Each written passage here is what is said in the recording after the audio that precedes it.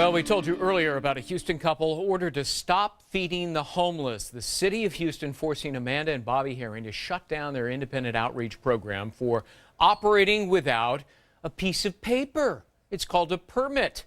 The city says that permit is meant to protect the homeless. But is this just bureaucratic red tape that ends up covering the mouths of the hungry?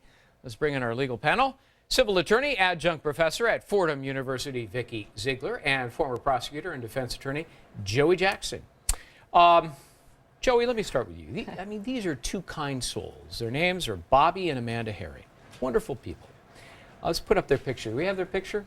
They feed warm meals each and every day to those in need, the homeless. They leave no trash behind. They've never caused a single problem whatsoever, no health problems, no nothing. How in good conscience and on what legal basis can the city of Houston shut them down? Well, let's talk about this first. I think they do admirable work. They do work that is long overdue. I think more people should band together, have their heart, and have their generosity. But now let's talk about legal terms, Greg. This is about public protection. It's about the protection of public health and safety of everyone.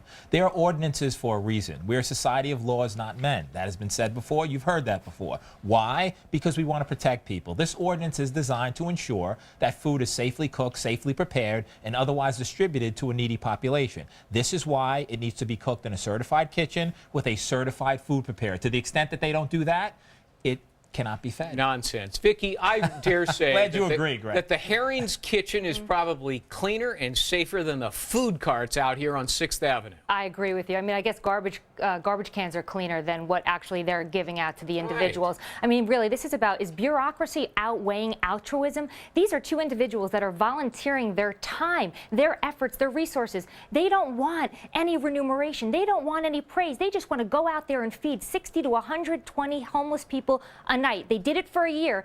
Two police officers say, hey, you're violating an ordinance. Don't they have anything better to do than really tell these individuals that they're violating a public ordinance? And Joey knows there are many ordinances on the books that are ridiculous, that are never enforced. And they're never enforced because everybody knows they're dumb. Hey, Absolutely. Joey, speaking of dumb, the Health and Human... Speaking of dumb, hey, Greg. Not you. I was referring to the statement by the Health and Human Services Department in Houston. Right. I mean, because they issued a statement that's arguably dumb. They say, oh, the homeless, they're susceptible to foodborne illnesses. Are you kidding me? Well, they have iron stomachs because they eat out of a trash can rotten food. Listen, I think there's an argument to be made. Maybe they were overstepping and saying that a little bit, but let's understand this. Homeless don't have the health care that you and I might have and that other people may have, and they have to be protected. Now, at the end of the day, Greg, we have to ensure that ordinances protect everybody. And while they're doing something that's very admirable, perhaps they can partner up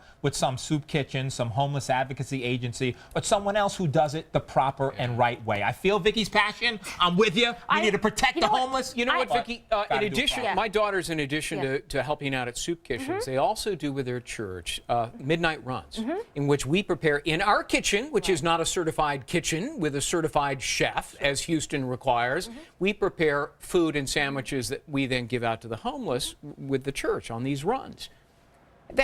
I don't have to have a license to do that. How is this any different? Well, it's not. And that's the whole key. I volunteer. I wish I could do it more in a soup kitchen downtown.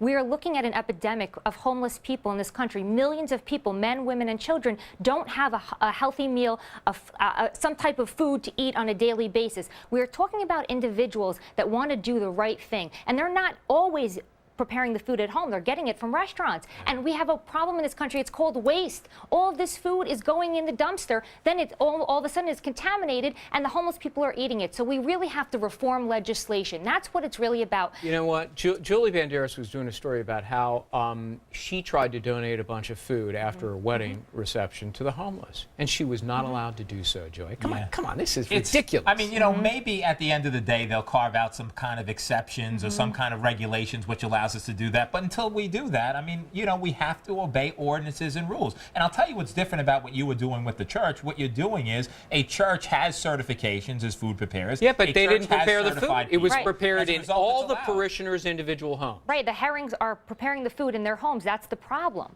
So that is the violation of the ordinance per se. I think this is about awareness for people to go out there, You know volunteer, what? Most do people it the get right food way. poisoning not out of homes, kitchen homes, but out of restaurants. Right. So there. Yeah. All Feed the right. homeless, but do it responsibly and legally, Greg. Vikki. Joey Jackson, Vikki Ziegler. Vikki wins. Heather. Pleasure, Greg. Pleasure. Heather. Nice.